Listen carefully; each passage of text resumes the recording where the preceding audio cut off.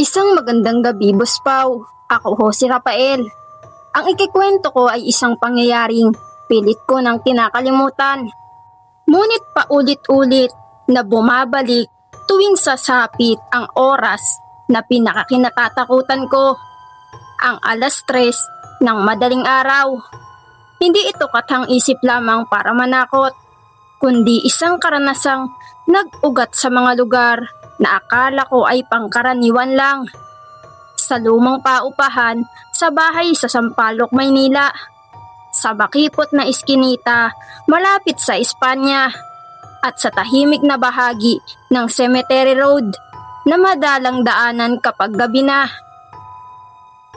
Noon, Boss Pau, ay nagtatrabaho ako bilang night archivist sa isang maliit na opisina malapit sa University Belt. Tahimik ang trabaho at kadalasan ay mag-isa ako sa mga oras na tulog na ang lungsod. Sanay na ako sa mga gabing walang ingay. Sa humuhuning ilaw at sa mga aninong gumagalaw dahil sa pagod ng mata. Ngunit may isang linggo na nagsimula ang kakaibang pagbabago. Sa tuwing sasapit ang 3:00, bigla na lamang titigil ang orasan sa dingding. Hindi siya humihinto sa pag-ikot ang mga segundo kundi nagyayelo ang oras sa mismong sandaling iyon. Kapag lilipat ang tingin ko, gumagalaw na uli ang lahat na parang walang nangyari. Sa una ay inisip kong sira lang ang relo. Hanggang sa nangyari rin ito sa wristwatch ko, Boss Pau, sa cellphone at sa digital clock ng opisina. Lahat ay sabay-sabay na nagyayelo sa 3:00.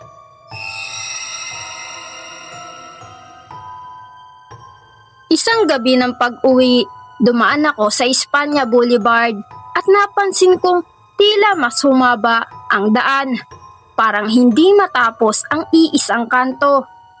Ang mga ilaw ng poste ay sabay-sabay na kumurap. At sa bawat kurap ay may anino sa gilid ng paningin ko. Hindi malinaw ang hugis ngunit malinaw ang bigat ng presensya. Pagdating ko sa paupahan, tahimik lang ang buong bahay. Ang lumang kahoy na hagdan ay karaniwang umuungol sa bawat hakbang. Ngunit ng gabing iyon, Boss Pau, ay walang tunog. Sa kwarto ko ay may amoy ng lupa na parang bagong hukay. At sa dingding ay may bahagyang marka na tila mga kuko na pilit na gumuhit palabas. Sa mga sumunod na gabi, Boss Pau, hindi na lamang oras ang nagyayelo. Ang alaala ko ay parang hinihila pabalik sa mga lugar na matagal ko nang dinaanan. Nakikita ko ang sarili kong naglalakad sa Cemetery Road. Hindi bilang panaginip kundi parang alaala na pinilit bumalik. Ang hangin doon ay mabigat. May dalang lamig na hindi galing sa panahon. Sa bawat hakbang ko ay may pakiramdam na may sumusunod. Hindi sa likuran, kundi sa mismong loob ng anino ko.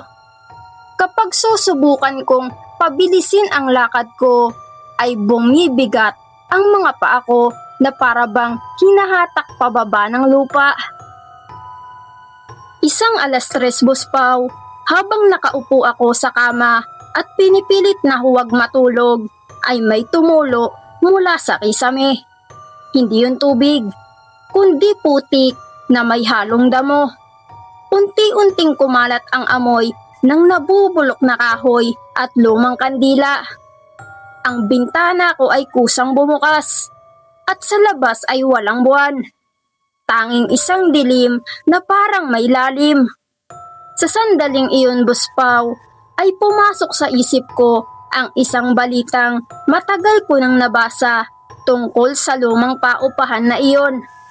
Kung paanong may dating nakatira roong nawawala tuwing 3:00.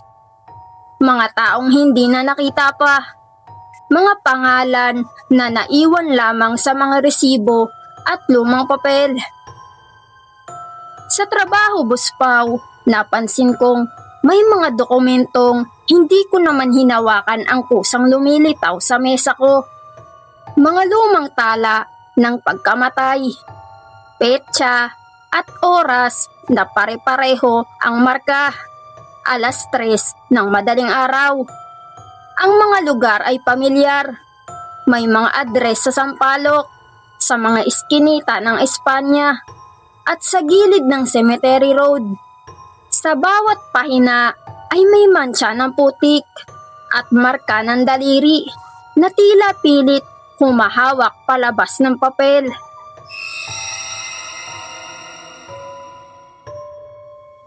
Habang lumilipas sa mga araw, Boss Pao, ay nagiging mas malinaw ang pakiramdam na hindi ako basta nakakaranas ng kababalaghan, kundi dahan-dahang hinahabol ng isang oras na may sariling alaala.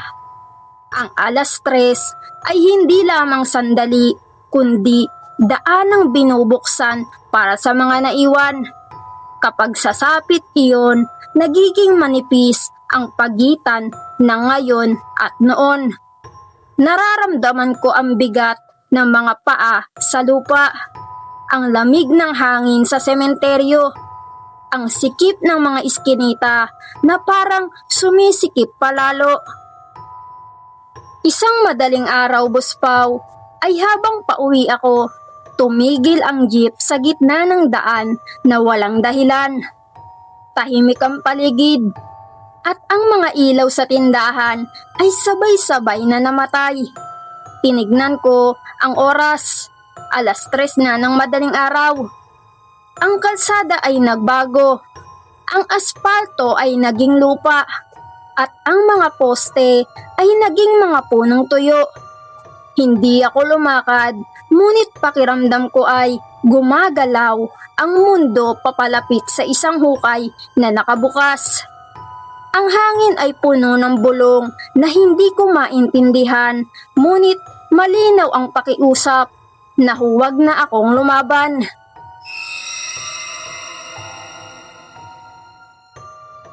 Nang magising ako kinabukasan sa kama ko, ay may putik sa sapatos ko at gasgas ang mga kamay. Parang may hinukay. Sa ilalim ng kama ay may maliit na bote na may laman na lupa at papel na may petsa ng araw na iyon at oras na 3:00. Wala akong maalalang kumuha nito. Ngunit malinaw ang pakiramdam na may bahagi ng gabi na kinuha sa akin. Simula noon, Boss Pao, tuwing 3:00 ng madaling araw, ay pinipilit kong gumising. Pinipilit kong ilayo ang sarili sa mga lugar na iyon. Ngunit ang oras ay tila may sariling landas. Kahit saan ako magpunta, ay may bakas ng sampalok sa hangin. May anino ng Espanya sa mga ilaw, at may lamig ng Cemetery Road sa bawat hakbang. Unti-unti kong naunawaan na ang 3:00 ay hindi oras na dumarating, kundi oras na kumukuha. Kumukuha ng mga alaala, ng lakas, at sa huli ng mga taong matagal nang tinawag ng dilim.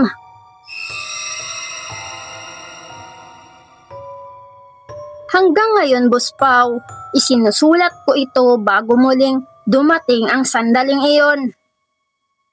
Hindi ko alam kung matatapos ko pa ang kwentong ito sa susunod na gabi. Ang alam ko lamang, kapag tumigil ang lahat at nagyelo ang oras, may isa na namang tala ang magdaragdag, at baka ang pangalan ko na ang susunod na isusulat sa papel na may mantsa ng lupa. Mga ka-horror, ay maraming salamat po sa mga nakasubscribe na sa ating channel. At sa mga hindi pa nakasubscribe ay subscribe ka na, ka-horror. Maraming salamat.